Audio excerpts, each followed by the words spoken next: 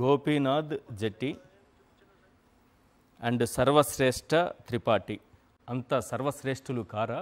మాచర్ల ఎన్నికల్ని అద్భుతంగా నిర్వహించినటువంటి వ్యక్తిని జగన్మోహన్ రెడ్డి గారు అలా మాట్లాడుతున్నారు.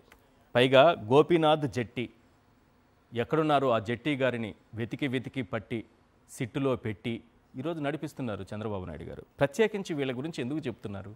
ఏం జరుగుతోంది ఈ రాష్ట్రంలో? అందరికీ నమస్కారం సార్. ప్యానెల్లో ఉన్నటువంటి పెద్దలకి, మీకు సాక్షి టీవీ ప్రేక్షకులకి. పదే 18 నెలల నుంచి వైఎస్ఆర్ కాంగ్రెస్ పార్టీ నేతల్ని అరెస్ట్ చేయటం, కేసులు పెట్టడం, వారి మీద దాష్టికాలు చేయడం, లేనిపోని తప్పుడు కేసులు బనాయించి జైల్లో పెట్టడం నిరంతరం ఎందుకు కొనసాగుతుంది? చంద్రబాబు నాయుడు గారికి, తెలుగుదేశం పార్టీకి కొమ్ము కాసేటటువంటి అధికారుల్ని, ఏకంగా పచ్చకండవాలేసి తిరిగేటటువంటి నేతల్ని, పత్యాపారం అని మాట్లాడేటటువంటి ఎస్పీలని, రిగ్గింగ్ జరుగుతుంటే వెళ్ళి అడ్డుకుంటే జైల్లో పెట్టినటువంటి పరిస్థితుల్ని, వీటన్నిటిని అర్థం పట్టేలాగా శ్రీ జగన్మోహన్ రెడ్డి గారు ఇవాళ చెప్పారు. త్రిపాఠి చేసినటువంటి సంస్కారవంతమైనటువంటి కార్యక్రమాలని రాష్ట్రం దుయ్యబట్టింది. ఒక పోలీస్ అధికారి ఇంత విచ్చలవిడిగా, ఇంత పెట్టరేగిపోయి ఒక ఉన్నతమైనటువంటి స్థాయిలో ఉన్నటువంటి వ్యక్తి చేస్తాడా అని నిర్వేరపోయింది రాష్ట్రం. త్రిపాఠితో పాటు ఎన్నికలు సరిగ్గా నిర్వహించలేదా? వన్ సైడ్ తెలుగుదేశం పార్టీ గెలవాలి, వైఎస్ఆర్ కాంగ్రెస్ పార్టీకి ఓట్లు పడకూడదు. రిగ్గింగ్ చేసుకుంటే తెలుగుదేశం కూడా ఆ ఇంట్రెస్ట్ ఉంటుందా? ఖచ్చితంగా ఉంటుంది. ముటుకులు అనే ప్రాంతంలో తెలుగుదేశానికి బలమైనటువంటి ప్రాంతం అది. ఎర్రగొండపాలెంలో తెలుగుదేశానికి వన్ సైడ్ ఓట్లు పడేటటువంటి ప్రాంతంలో చౌదరి గారులు ఎక్కువ ఉండేటటువంటి ఏరియా ముటుకుల. అక్కడ ఫైరింగ్ జరిగింది. ఎందుకు జరిగింది ఫైరింగ్? మీ నియోజకవర్గం కూడా ఇంపాక్ట్ ఉందా ఇది? దాని మీద ఈరోజు వరకు కేసు గట్ల. ఎస్పీ గారికి తెలుసు, నా మీద ఫైరింగ్ జరిగితే, నా మీద వాళ్ళు దాడి చేయబోతే అడ్డుకున్నటువంటి అక్కడ ఉన్నటువంటి పోలీస్ అధికారి ఫైరింగ్ చేశాడు. ఆ ఫైరింగ్లో అతని కాలికి కూడా గాయమైంది. మరి ఒక ఎమ్మెల్యే అభ్యర్థి మీద దాడి చేసినటువంటి వాళ్ళ మీద ఈరోజు కేసు ఎందుకు కట్టలేదు? ముటుకల్లో కేవలం రిగ్గింగ్ అడ్డుకున్నటువంటి ఇంకేం చేస్తారు? పిన్నెల్లి రామకృష్ణారెడ్డి గారు రాజకీయంగా ఎప్పుడైనా ఎలక్షన్ సమయంలో వన్ సైడ్గా ఓటింగ్ పడుతుంటే అక్కడ పోటీ చేసేటటువంటి అభ్యర్థి ఏం చేస్తాడండి? దాన్ని అడ్డుకుంటాడు. ఆయన చేసింది అదే కదా. ఈవీఎం మీద రిగ్గింగ్ చేస్తున్నారు తెలుగుదేశం నాయకులు. వన్ సైడ్గా పోలీసు వారి ఆధ్వర్యంలో, వారి సహకారంతో వీళ్ళు అడ్డుకున్నారు. అడ్డుకుంటే ఎన్ని నెలలు పెట్టారు జైల్లో? మరి రిగ్గింగ్ చేసినటువంటి వాళ్ళని ఒక్కరిని పట్టుకున్నారా? లేదు. ఈవీఎంలలో తప్పులు జరిగాయని కేసులు పెడితే వాటి మీద దర్యాప్తు జరిగిందా? వీవీప్యాడ్లు ఎందుకు కాల్చివేశారు? ఎందుకు ఎంక్వైరీలు జరగలేదు? ఎందుకు అనేక మంది అనుమానాలు వ్యక్తం చేసినా కానీ వాటి మీద దర్యాప్తు ఎందుకు జరగలేదు? వన్ సైడ్ ఎలక్షన్ చేసుకున్నారు తెలుగుదేశం నాయకులు. ఇదే ప్రజలేసినటువంటి ఓట్ల వల్ల గెలిచినటువంటి ప్రభుత్వమా? నిజంగా ప్రజల ఓట్ల ద్వారా గెలిచినటువంటి ప్రభుత్వం అయితే ప్రజలతో బాధ్యతగా మెలగదా? ఇవాళ బాధ్యత లేకుండా ఎందుకు మెలుగుతుంది? ఇది ప్రజలకి సంబంధం లేకుండా గెలిచినటువంటి ప్రభుత్వం కాబట్టి, ప్రజా ఓటుతో గెలిచినటువంటి ప్రభుత్వం కాదు కాబట్టి, ఆ సంగతి చంద్రబాబు నాయుడు గారికి తెలుసు కాబట్టి. ప్రజలు 2029లో కూడా వైఎస్ఆర్సీపీ అధికారంలోకి రాదు అని అంత ఘంటాపదంగా పవన్ కళ్యాణ్ గారు ఎలా చెప్పగలుగుతున్నారు? మరి ఇందుకేనా ఇదే విధానాలు ఇవాళ దేశవ్యాప్తంగా ఈవీఎంలు వద్దు అని ప్రపంచ దేశాలు, అనేక దేశాలు బ్యాన్ చేస్తున్నాయి ఈవీఎంలని. ఇవాళ చంద్రబాబు నాయుడు గారు పని చేయట్లా, పవన్ కళ్యాణ్ గారు సినిమా రేట్లు పెంచుకుంటూ తిరుగుతున్నారు. ఏదో డ్రామాలు, షూటింగులు, రకరకాల ప్యాంట్లు, రకరకాల క్రాఫ్ట్లు, కటింగులు చేసుకుంటూ పని చేయవయ్యా స్వామి అంటే పని మానేసి డిప్ప కటింగులు కొట్టుకోవడం, దిష్టిల గురించి మాట్లాడడం, సినిమా కోసం చేసుకున్నారు, చాతబడుల గురించి మాట్లాడడం. దిష్టిల గురించి మాట్లాడేది ఏంటంటే ఒక డిప్యూటీ ముఖ్యమంత్రి స్థాయిలో ఉన్నటువంటి వ్యక్తి నిజంగా ఆ విధంగా మాట్లాడతాడా? ఏ రకంగా ఈ రాష్ట్రం పరుగులు పెడుతుంది అని వారు చెప్తున్నారు. ఎక్కడ పరుగులు పెడుతుంది? తిరోగమనానికి పరుగులు పెడుతుంది. వ్యవస్థలన్నీ కూలిపోతున్నాయి. పోలీస్ వ్యవస్థ అయితే నిర్వీర్యం అయిపోయిందని రాసేశారు. ఇవాళ రికార్డ్స్లో మనం కేంద్రం విడుదల చేసినటువంటి ర్యాంకింగ్స్లో చిట్ట చివరి అట్టడుగు స్థానంలో పోలీస్ వ్యవస్థ ఉందని మనం పదే మాట్లాడుకుంటున్నాం. ఇదే విధంగా అన్నదాతకి ఆదుకోవడానికి 1,83,000 కోట్ల రూపాయలు శ్రీ జగన్మోహన్ రెడ్డి గారు వైఎస్ఆర్ కాంగ్రెస్ పార్టీ ప్రభుత్వంలో ధాన్యం కొనుగోలుకు కావచ్చు, బీమా కల్పించడానికి కావచ్చు 1,83,000 కోట్ల రూపాయలు పెడితే 2,20,000 కోట్ల రూపాయలు అప్పు చేసినటువంటి చంద్రబాబు నాయుడు రైతులకు ఇచ్చింది ఏమన్నా ఉందా? ₹1 అరటిపండు దొరుకుతుందండి? ఒక్క పండు దొరికిద్దా ఇవాళ కేజీ? ఏ రాష్ట్రంలోన్నా ఉందా అరటికి ఈ యొక్క ఘోష? రైతులు పండించినటువంటి ఒక్క పంటకి గిట్టుబాటు ధర ఉందా?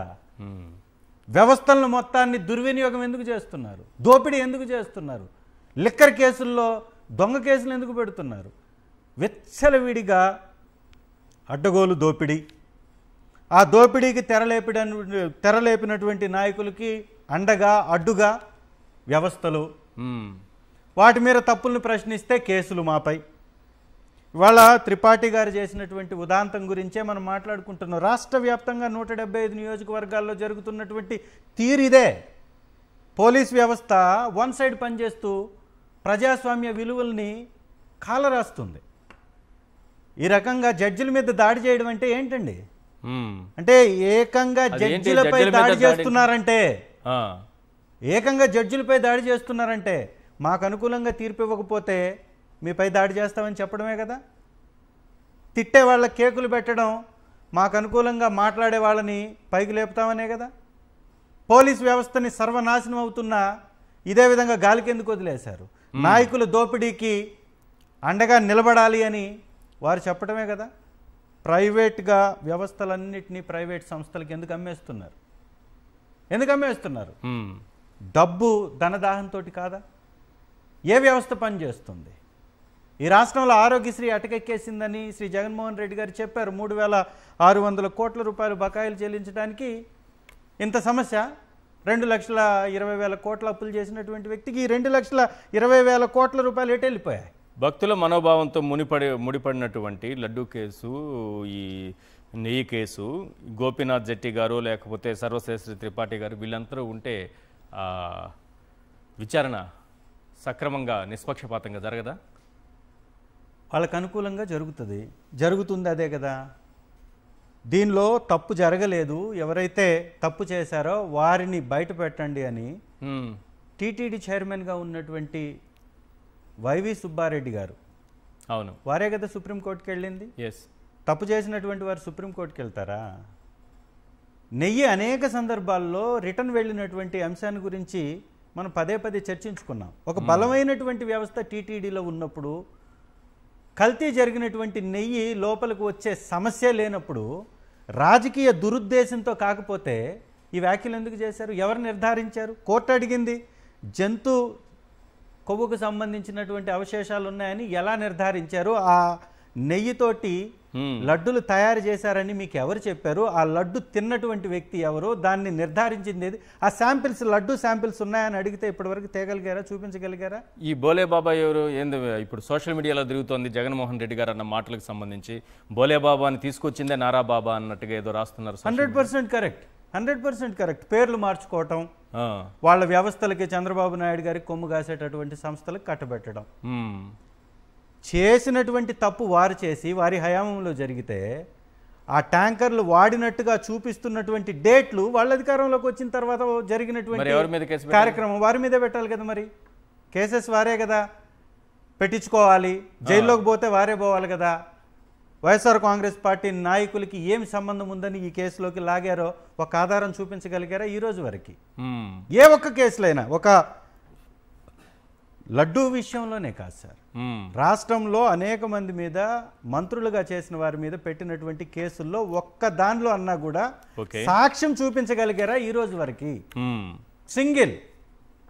సింగిల్ కేసులో సాక్ష్యం ఆధారాన్ని ఈ రోజు వరకు చూపించకుండా ఇది కేవలం మనోభావాల, భక్తుల మనోభావాలని దెబ్బతీసి, దెబ్బ తిన్నా కూడా పర్వాలేదు, మాకు రాజకీయమే ముఖ్యం, వైఎస్ఆర్సీపీ మీదకి ఏదో ఒక అబద్ధ ప్రచారాన్ని మా దగ్గర ఉన్నటువంటి ఎల్లో గొట్టాలతోటి చేపించి లబ్ధి పొందుదామనేటటువంటి ఆలోచనతో చేసినటువంటి పని తప్ప ఇంకోటి కానే కాదు. కానీ వీళ్ళు సమర్థవంతంగా పని చేయకుండా అక్రమ కేసులు పెడుతున్నారని మీరు అంటున్నారు. అసలు చంద్రబాబు నాయుడు గారి మీద అక్రమ కేసు ఉన్న కేసులే తొలగించే విధంగా ఎంత కష్టపడుతున్నారు అక్కడ వాళ్ళు పోలీసులు? సిఐడి ఎంత కష్టపడుతోంది ఆధారాలు ఉన్నటువంటి కేసుల్లో. జగన్మోహన్ రెడ్డి గారు అలా ఎందుకు మాట్లాడుతున్నారు? ఫైబర్ నెట్ కేసు 333 కోట్లు, తర్వాత మద్యం స్కాము 25,000 కోట్లు, ఇంతే కదా. విలువలు ఉన్న వ్యక్తి కాబట్టి వదిలేయచ్చు కదా. కేసులు కొట్టేసుకున్నారు ఆయన. అయితే ఏమైంది? ఎందుకు అంత గట్టిగా మాట్లాడారు? అందులో గది దొంగనే పదం వాడేశారు జగన్మోహన్ రెడ్డి గారు. డబ్బులు కొట్టేసినటువంటి వాళ్ళని దొంగలానికి ఏమంటారు మరి?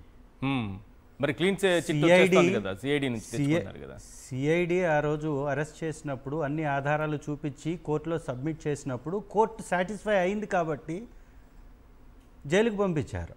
ఉట్టిగానే పంపించారా? అవును సార్, ఛార్జ్ షీట్ వేసి ఇలా జరిగింది దోపిడీ అని కోర్టుకు సమర్పించారు కదా. ఛార్జ్ షీట్ వేశారంటే ఆధారాలు దొరికితేనే ఎట్లా కేసు వెనక్కి తీసుకునే అవకాశం ఉంటుంది? ఇప్పుడు అధికారులను బెదిరించుతున్నట్టు ఇవాళ పివి సునీల్ కుమార్ గారిని ఎగ్జాంపుల్గా తీసుకున్నాం. ఓకే, ఎందుకు వారి మీద ఈ రోజు వరకు పోస్టింగ్ ఇవ్వకుండా దాడి జరుగుతూ ఉంది? పదే పదే రఘురామకృష్ణం రాజు లాంటి వాళ్ళు కూడా ఇప్పుడు మొన్న రీసెంట్గా వారి మీద కేంద్రానికి లేఖ ఎందుకు రాశాడు? మాకు అనుకూలంగా లేనటువంటి అధికారులను తొలగిస్తాం, మాకు అనుకూలంగా ఉన్నటువంటి అధికారులకు పోస్టులు ఇస్తామనేదే కదా. ఓసర విల్లులు కూడా ఉరివేసుకునే పర్ఫార్మెన్స్ వాళ్ళ సొంతం. మాట మార్చడంలో, మోడీ గారిని తిట్టడంలో, పొగడడంలో చూశారు కదా వారి పర్ఫార్మెన్స్, చంద్రబాబు నాయుడు గారి పర్ఫార్మెన్స్. మరి ఒక ప్రధానమంత్రి గారి మీదే అన్ని రకాలైనటువంటి వ్యాఖ్యలు, అన్ని రకాలైనటువంటి బూతులు తిట్లు మాట్లాడినటువంటి వ్యక్తి అధికారులను వదులుతాడండి? రీసెంట్గా మనం చూసాం ఒక పోలీస్ అధికారి మీద చిందులు దొక్కినటువంటి కేసు సిఐ మీద సింగరాయకొండలో. ఇప్పుడు పివి సునీల్ కుమార్ గారి మీద, చాలా మంది మీద పోస్టింగ్లు ఇవ్వకుండా ఐఏఎస్ ఆఫీసర్, ఒక ఐపీఎస్ ఆఫీసర్ అయితే ఇక్కడ పోస్టింగ్ వదిలేసి ఎక్కడో వెళ్ళి వేరే దగ్గర కౌశల్ అనేటటువంటి వ్యక్తి వదిలేసి వెళ్ళిపోయాడు కదా. మరి పని సక్రమంగా చేసేటటువంటి వారు ఈయన కింద చేయలేరు, అక్రమంగా చేసేటటువంటి వాళ్ళు చేస్తారు.